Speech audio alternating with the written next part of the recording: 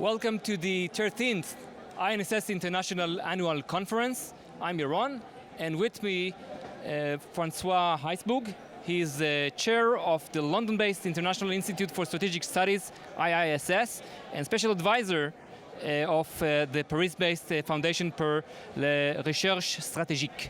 Correct. That's correct. Hello, sir. Hello. How are you? We will speak mainly about the situation in Syria, Sure. which is a great deal of discussion in this conference.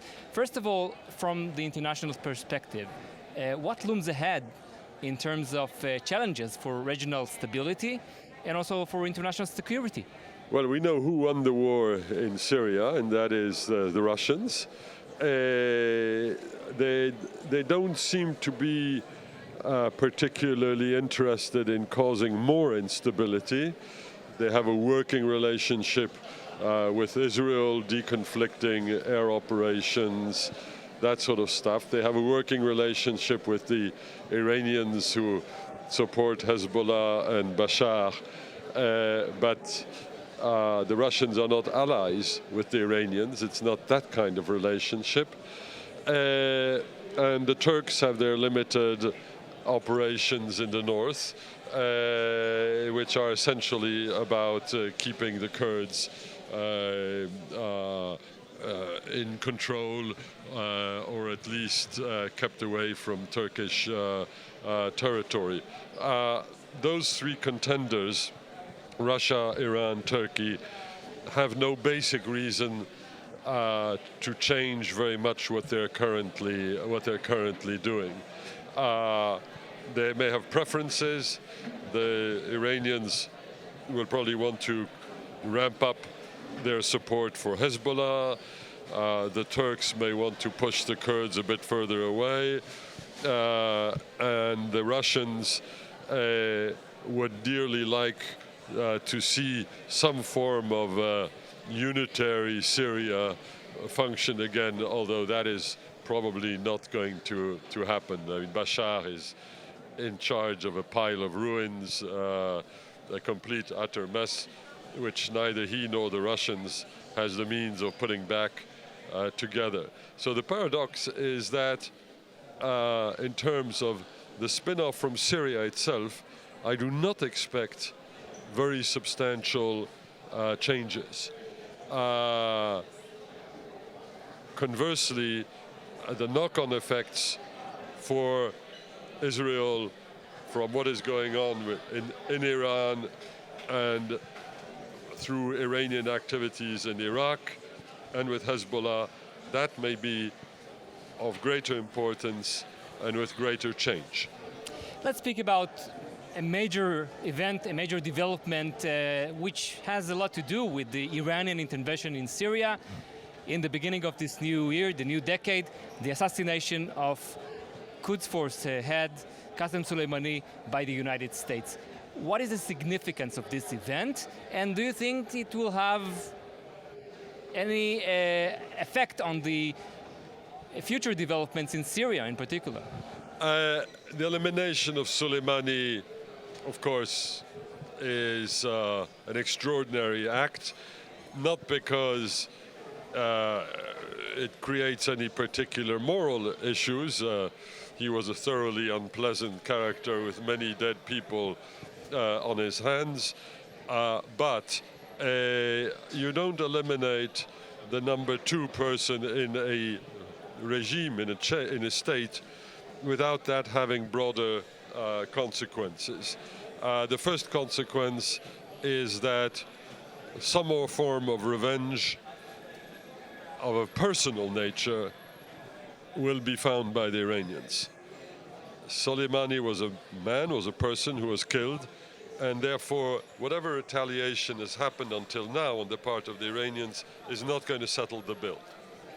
So what that means in practice, I don't know, but there will be, on the American side, a person or persons who will die as a consequence of this.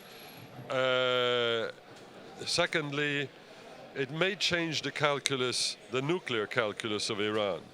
Iran, obviously, as we all know, had a nuclear program, military program until 2003, was certainly very eager to continue their nuclear work between 2003 and the JCPOA in 2015. But their calculation was of a strategic, what I would call strategically rational nature. They saw what happened to Saddam, they saw what happened to Gaddafi. They don't want to end up that way, so they try one way or another to put themselves in a situation of deterrence. But now the issue has become much more personal. Soleimani is not Saddam. Soleimani is not Gaddafi. Soleimani was one of the leaders of Iran. So if you're an Iranian leader, which neither you nor I am, but if we were an Iranian leader, we would think about deterrence in a much more personal manner. Whether that helps push Iran towards breaking out of what is left of the JCPOA and try to dash for the bomb like the North Koreans did 20 years ago, or whether this leads them to the contrary, to try to calm things down so that unpleasant things may not need to happen, that we do not know. But I'm fairly confident that Soleimani's death will not be a neutral factor in this calculation.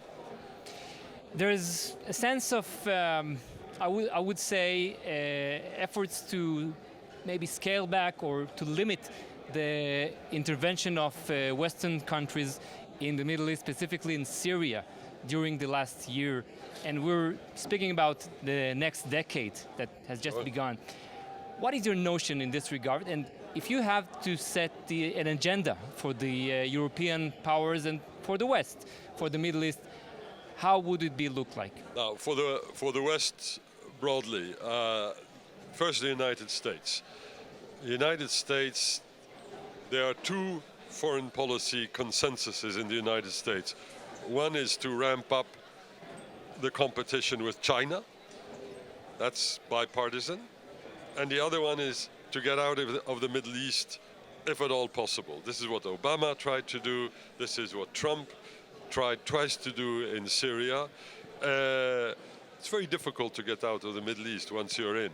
But clearly there is no willingness in the part of the elite opinion or the popular opinion in the US for staying in the Middle East. You saw signs of that already many years ago when Obama's first Secretary of State said anybody who wants to start a new war in the Middle East should have their head fixed.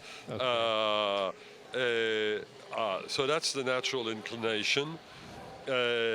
The Iranians appear to have been counting on that, maybe excessively so, and they probably pushed their luck or pushed too quickly, too strongly. But as President Trump reminded everybody a few days ago, the United States is energy independent, and from Trump's standpoint, this apparently is a good enough argument to try to get out of the Middle East, along with ending endless wars. The European side, the overriding European interest for the time being is the migration issue. Now that the caliphate has been destroyed as a territorial entity, that there's a sense that Daesh is under some form of control, to use a mild word. It is migration which is on top of the list. That is what will overdetermine attitudes towards Libya and towards Turkey and, by ricochet, Syria. There is no particular inclination by a divided Europe, because Europe is divided on Middle Eastern issues. There is little inclination to go beyond what is seen to be necessary to avoid a new and possibly bigger migration crisis, either through Turkey or through the Middle East. Thank you very much, and thank you for watching. For more updates, please follow our website and our social networks during the conference. Stay tuned. Thank you. Thank you very much. Okay. Allez.